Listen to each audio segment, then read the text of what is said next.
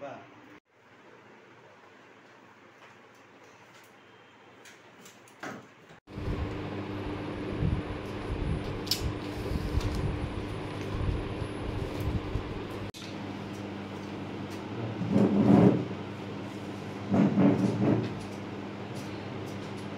ভাতিজা অসুস্থ আছে বাইরে যাবো গুয়াহাটি যাবো চিকিৎসা করাতে এই কারণে মোটর করে রয়েছে।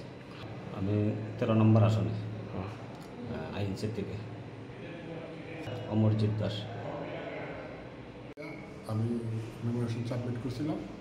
এখন দেখলাম যে আসলে মেইন প্রবলেম হচ্ছে আমার শারীরিক অবস্থাটা। এই নার্ভের প্রবলেমে চলাফেরা করতে অসুবিধা হয়। দেখলাম যে রিলিভলি আমার মানে কাজ করতে পারতাম না। পাশাপাশি আমার মা অসুস্থ, তখন ফোন হয়েছে যে মার প্রেশারটা বাইরে গেছে।